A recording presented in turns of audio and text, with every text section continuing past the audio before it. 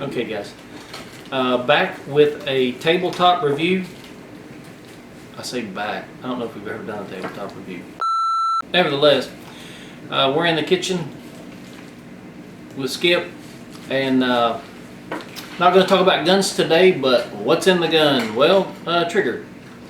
What I did, there's a lot of people on YouTube that will use tape and so forth. I just wanted to use, I don't really trust tape, especially when these are greasy and slimy and that sort of thing.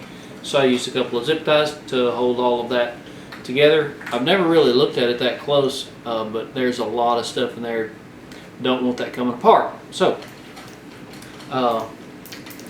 yeah.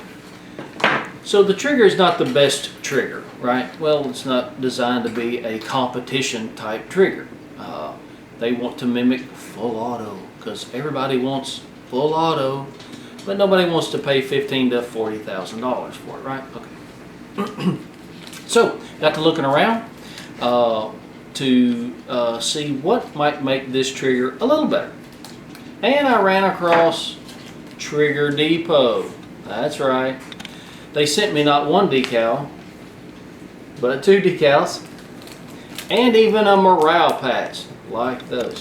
So thank you, Andrew, there at Trigger Depot. Now, their website has a lot more than just trigger springs and so forth, which is what I'm going to talk about. We've got a lot of products, so check them out. Give them an opportunity, earn your business. But what they sent me was two springs. One is the tactical, which I believe takes your trigger pull down to around 3 pounds. And then there's the 3-gun, and it's silver, and it's supposed to be down around 2. So that's the one we're going to use today. They also sent a new upgraded M16 selector switch. Comes with really good directions. It's also on their website, as well as the little tools to change that out. Also sent some directions here as well. So good stuff, good stuff. What we'll do is we're going to get all this put back together. I hope, as I was prying this spring out, I heard something fall. No, I'm not real sure what it was. So hopefully we put the spring back in there and we can get it out, test it out, and we'll give you what our impressions are. I don't have a gauge other than this one, and it's not always really accurate, but the follow-up shot with this was the most difficult, the echo part of it. So I'm hoping that the spring will allow the reset, the echo part of it, to be a little more user-friendly. Stay tuned. We'll be back. I promise. All right. Well, we did the modification to the Echo Trigger with the new springs from Trigger Tech, and I can tell just by dry firing the weapon it's better. However, there's no real test like having real ammunition.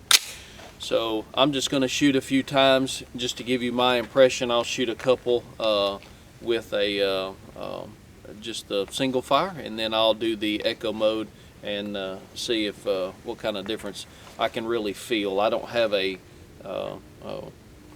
trigger gauge in order to measure the weight. I just have to trust that Trigger Tech and some other people who've tried their springs all agree that it's much better, up to half of what it is from the factory. So let's give it a couple of shots.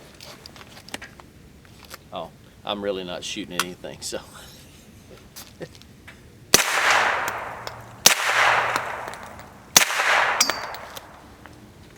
We'll try the echo real quick.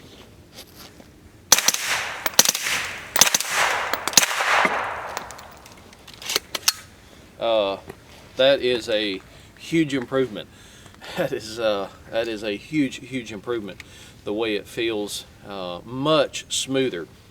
This trigger originally is much like an AK trigger. It is very long. It's not necessarily bad as far as it being gritty, anything of that nature. It's smooth, but it's just very long and it's heavy. the springs that Trigger Tech has, much better. If you have one of these triggers, do not get frustrated. Don't sell it. Don't get rid of it.